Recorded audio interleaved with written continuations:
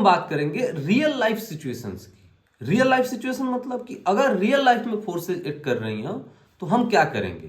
तो ये सबसे पहले हम अपने पहले केस को देखते हैं।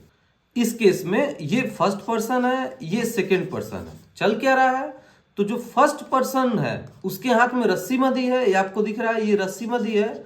और ये सेकंड पर्सन जो है, ये जो सेकंड पर्सन ये इसको खींच रहा है। क्या कर रहा है, खींच रहा है। तो लेट सपोज एक हम कोई नंबर भी असाइन कर देते हैं ताकि हमको क्लियर कट अंदाजा चले। तो यहाँ पे हम लिखेंगे कि मान लीजिए जो डिस्प्लेसमेंट है ये यहां से यहां तक चला गया।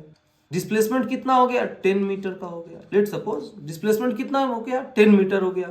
अब ये जो फोर्स दे रहा है ये भी 10 न्यूटन का दे रहा है। ओके, फोर्स की यूनिट क्या होती है, न्यूटन। याद रखेंगे, याद भी होगा आपको, फोर्स की यूनिट होती है न्यूटन।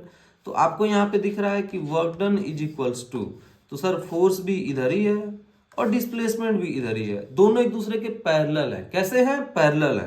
तो work done is equals to क्या होगा, तो work done is equals to force into displacement. Force into displacement यहाँ पे कितना है, 10 न्यूटन इनटू 10 मीटर। और यहाँ पे वर्क डन कितना हो गया, तो 100 न्यूटन मीटर। तो क्या वर्क डन को हमेशा 100 न्यूटन मीटर या न्यूटन मीटर में लिखेंगे, वर्क डन न्यूटन मीटर में होता है, लेकिन इसकी एक स्टैंडर्ड यूनिट भी होती है जिसको हम जूल कहते हैं। क्या कहते हैं, जूल कहते हैं, जूल। तो अब से न्यूटन मीटर लिखना होगा तो क्या लिख देंगे, जूल लिख देंगे। वहां पे वर्क डन की क्या यूनिट होगी, जूल होगी। तो अब अपना सेकेंड केस देखते हैं।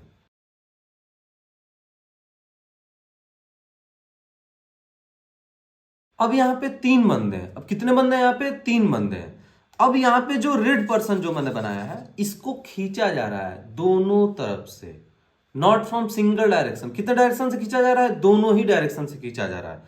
तो दोनों कैसे खींच रहे हैं, तो सर फर्स्ट पर्सन का एरो देख के लग रहा है कि ये इधर खींच रहा है, सेकेंड पर्सन को एरो देख के लग रहा है इधर खींच रहा है। ये सब काम बिल्कुल घर पे नहीं, स्कूल में नहीं कीजिएगा, ये सब खतरनाक रिस्की काम है।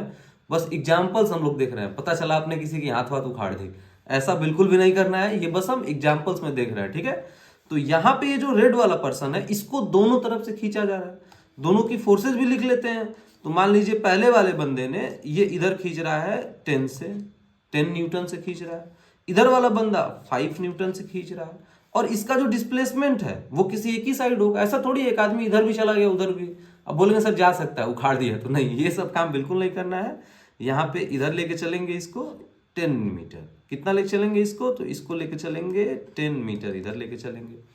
अब जैसे ही आप इसको 10 मीटर इधर लेके गए तो आपको पता है डोमिनेंट फोर्स मतलब ज्यादा फोर्स कौन दे रहा है, तो आपको दिख रहा है वो तो 10 न्यूटन ही दे रहा है। फिर वर्क डन कितना होगा, तो यहाँ पे work done is equals to क्या होगा, तो वर्क डन को यहाँ पे 2 पार्ट में तोड़ा जा सकता है। पहला पर्सन 1, अगर इसको 1 माना जाए पर्सन 1 के लिए, और दूसरा पर्सन 2 के लिए, या इसको पर्सन ए मान लेंगे और इसको पर्सन बी मान लेंगे। तो एक पर्सन ए के लिए और पर्सन बी के लिए। सबसे पहले वर्क डन देखें ए के लिए। वर्क डन ए के लिए कितना होगा, तो आपको दिख रहा है फोर्स इंटू डिस्प्लेसमेंट होता है। फोर्स कितना है, 10 न्यूटन है।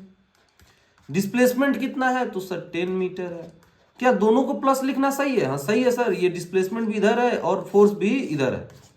दोनों को क्यों नहीं लिख सकते प्लस प्लस, दोनों ही प्लस प्लस है। तो यहाँ पे ठीक है 10 न्यूटन इंटू 10 मीटर। तो यहाँ पे कितना होगा, तो सर 100 न्यूटन मीटर। फिर आपने 100 न्यूटन मीटर लिख दिया। न्यूटन मीटर लिख कैसे दिया, न्यूटन मीटर थोड़ी लिखना था, अब हमें क्या लिखना था, जूल लिखना था। तो अब इसको हमेशा क्या लिखेंगे, जूल लिखेंगे। तो यहाँ पे लिख लिए 100 जूल। कोई दिक्कत नहीं, कोई दिक्कत नहीं है।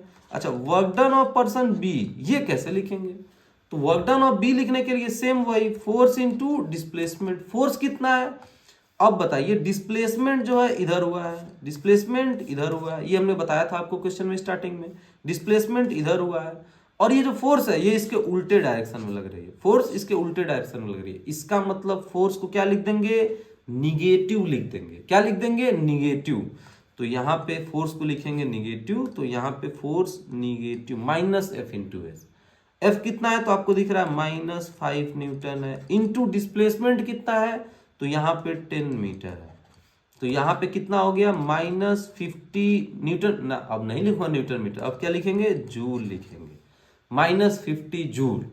अब इन दोनों को अगर ऐड कर दिया जाए तो यहाँ पे नेट वर्क डन कितना आएगा, तो आपको दिख रहा है सर ये 100 जो है प्लस में है, 50 जो है माइनस में है। तो इसका मतलब 100 - 50 कितना आने वाला है नेट वर्क डन, तो सर 50 जूल आने वाला है।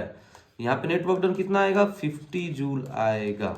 लेकिन आप में से कुछ लोग बोल सकते हैं सर इतना घुमाने की क्या जरूरत थी, इतना घुमाने की क्या जरूरत थी, डायरेक्ट फोर्स को ही देख लिया होता। एक 10 था और एक -5 था, तो 10 - 5 5 कर लिया होता डायरेक्ट। वो अभी तीसरे केस में कर लेते हैं।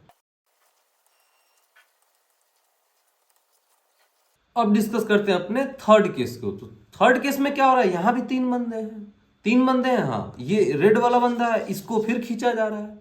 हमने एक कलर कोडिंग कर दिया कि रेड वाले बंदे को खींचा जा रहा है। खींचने वाले कौन है, तो ये पर्सन ए और ये पर्सन बी, दोनों मिलकर सर खींच रहे हैं।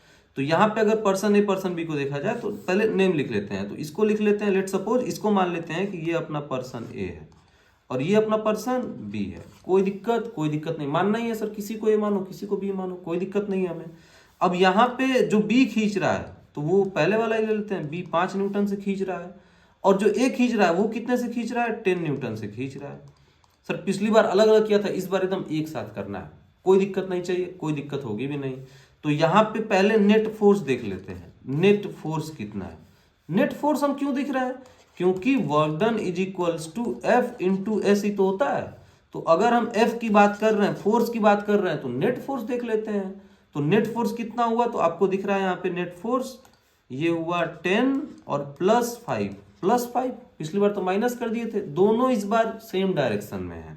मतलब डिस्प्लेसमेंट भी इधर, अच्छा डिस्प्लेसमेंट भी दिखा दूं आपको, ये इसका डिस्प्लेसमेंट है 10 मीटर, ठीक है। ये आपका डिस्प्लेसमेंट है, तो डिस्प्लेसमेंट भी किधर है, तो सर इसी डायरेक्शन में आपने बताया था डिस्प्लेसमेंट स्टार्टिंग में ही। और ये +5 भी इधर है और +10 भी इधर ही है। प्लस प्लस मैंने पहले ही बोल दिया, नहीं बोलना नहीं था। तो अगर दोबारा से बताया जाए तो ये आपका डिस्प्लेसमेंट इधर है और 5 न्यूटन का भी फोर्स इधर है और 10 न्यूटन का भी फोर्स इधर है, सब एक ही डायरेक्शन में है। तो सबको क्या लेंगे, पॉजिटिव ले लेंगे यहाँ पे। तो यहाँ पे देखेंगे कि 10 + 5 तो इज इक्वल्स टू कितना हुआ, 15 न्यूटन हुआ। कितना हो गया, 15 न्यूटन हो गया। तो अब लिख देंगे work done is equals to क्या होता है, तो फोर्स इंटू डिस्प्लेसमेंट। तो यहाँ पे लिख दीजिए कि फोर्स कितना है सर, 15 न्यूटन है फोर्स टोटल, इंटू डिस्प्लेसमेंट कितना है सर, 10 है। अच्छा 15 न्यूटन 10 मीटर, लेकिन जब दोनों इकट्ठा हो जाएंगे 150, तो क्या न्यूटन मीटर लिखना जरूरी है, नहीं सर। अभी आपने बताया, आपसे हम जूल लिखेंगे।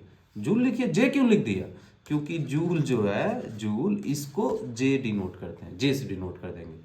तो अब एक बात याद रखेंगे, जूल को किससे डिनोट करेंगे, जे से। तो अब जूल लिखिए या जे लिखिए, बुरा मानने वाली बात बिल्कुल भी नहीं है। तीनों केस को देख लीजिए और फिर इसको क्लियर करते हैं। ये अपने तीनों केस एक साथ है, इसको आप बैक करके भी देख सकते हैं। और यहां पे आप देखेंगे इन तीनों केसेस में हमने ये सीखा कि वर्क डन अगर डिफरेंट डायरेक्शन से लगाया जाए तो अगर उसके यूनिट्स दी गए तो हम इसको कैसे हैंडल करेंगे। लेकिन क्या हर टाइम वर्क डन पॉजिटिव होने वाला है, जैसा आपने इस केस में बता दिया कि यहां भी वर्क डन, मतलब फर्स्ट केस में भी वर्क डन पॉजिटिव आ गया आपका, सेकेंड में भी वर्क डन, ये तो नेट वर्क डन है, नहीं नेट वर्क डन ये है 100 जूल जो है, ये है नेट वर्क डन। तो आपका जो है क्या आंसर आया, तो पहले में भी प्लस में आया, दूसरे में भी प्लस में आया और तीसरे में भी प्लस में आ गया। क्या ऐसा हमेशा होने वाला है, नहीं, बिल्कुल नहीं। कैसे नहीं, तो पहले एग्जांपल लेके देखते हैं कि जिन केसेस में नेट वर्क डन निगेटिव नहीं आए, सॉरी पॉजिटिव नहीं आए।